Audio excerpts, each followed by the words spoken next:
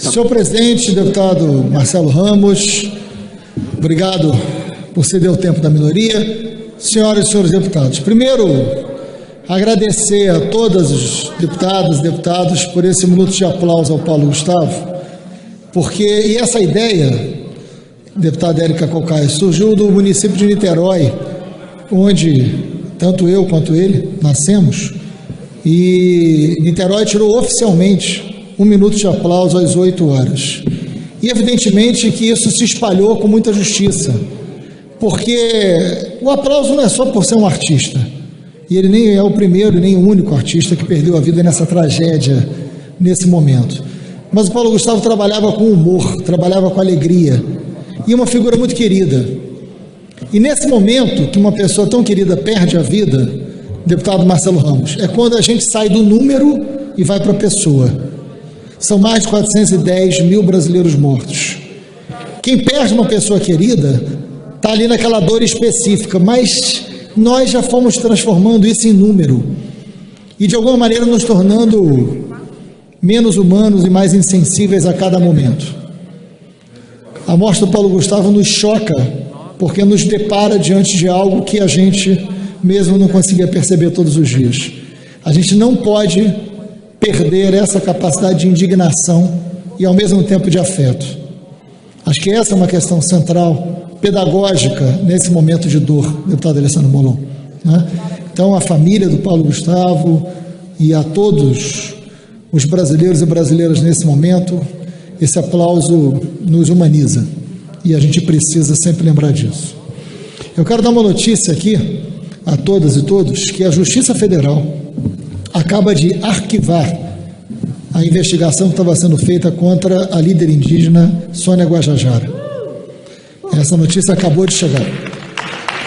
É muito importante, porque a Sônia Guajajara, assim como outros, estavam sendo investigados porque criticaram o presidente da República. Então eu quero dizer que nós podemos criticar o presidente da República, e devemos, porque merece, porque é um péssimo presidente e é uma péssima pessoa, né? De forma cínica, tentou homenagear o artista Paulo Gustavo, que tinha uma vida e que tinha valores que, evidentemente, deputado Renildo, não eram valorizadas pelo presidente.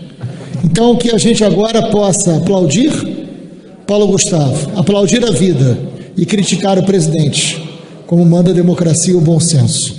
Sobre isso, falando em criticar o presidente, eu quero falar sobre o censo, deputada Jandira, que é mais um absurdo e que nós dessa casa, presidente Marcelo Ramos, temos que corrigir e podemos corrigir. É inadmissível que o Brasil não realize o censo. Isso não é apenas, como muitos estão dizendo, um apagão estatístico. É muito pior do que isso. Ah, mas a gente está num tempo de pandemia. Aumenta a necessidade do censo, os efeitos da pandemia, deputadas e deputados. Porque a pandemia nos traz um país diferente. Não é comum perdermos 400 mil vidas. Não é comum 100 mil pessoas morrerem em um mês. Isso muda um país. O país se tornou mais desigual. É maior o número de pobres. É maior o número de pessoas dependendo da saúde pública. É maior o número de jovens que saíram da escola. Que país é esse que nós vivemos depois da pandemia?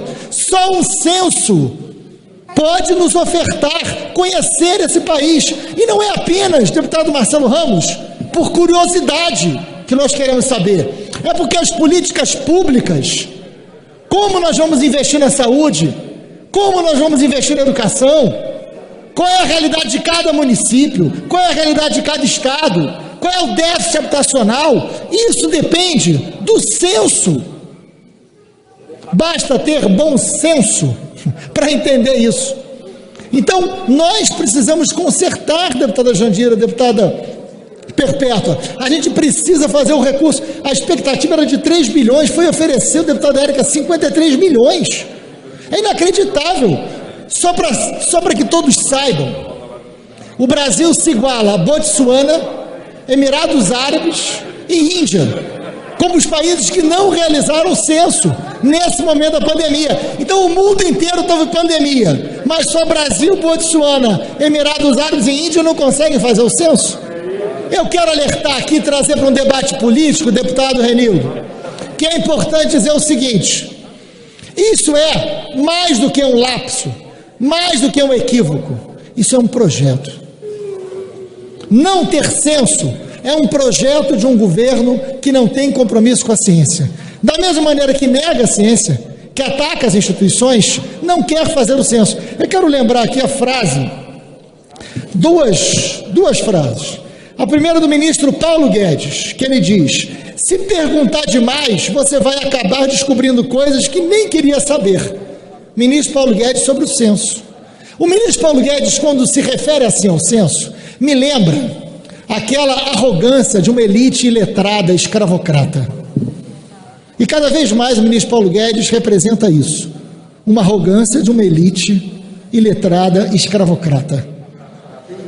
O mesmo que fala que filho de empregado doméstico quer ir para a Disney, que filho de porteiro quer fazer faculdade, é uma arrogância de uma elite apodrecida, que nós não precisamos. Só que ele é ministro da Economia e fala assim do censo, mostrando uma profunda ignorância.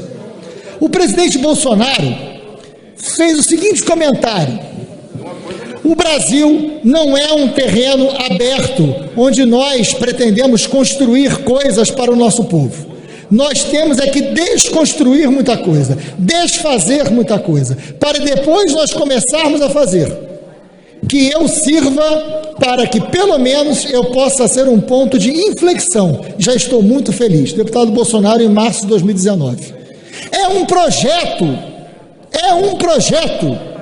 a desconstrução, o enfrentamento à ciência, a negação da ciência, a desvalorização dos profissionais da saúde, a ameaça às instituições. Um país sem censo é um motorista com o olho vendado, com o olho tapado. É um país que não sabe para onde vai, porque não pode fazer política pública para educação, para moradia, para saúde. O censo é fundamental. É claro que Bolsonaro, como motorista, já bateu no primeiro poste.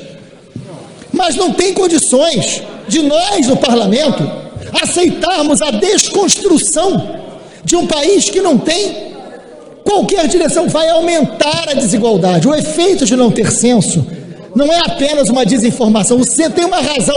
O censo existe desde 1872. Vou repetir, existe censo desde 1872. Tem um sentido existir de 10 em 10 anos. A cada ano que se perde, é uma informação e uma qualidade de informação que não se recupera. É disso que a gente está falando. É muito grave não ter censo. Então, que este parlamento possa efetivamente garantir recursos para a realização do censo. Isso não pode ficar nas mãos de um incompetente, de um negacionista, de um presidente que não tem amor à vida e não tem respeito à vida. A tentativa de desconstruir um país ameaça a vida do brasileiro. Então eu queria trazer o tema do censo para que a gente possa aqui, esse não é um debate só da esquerda, esse não é um debate de direita ou esquerda.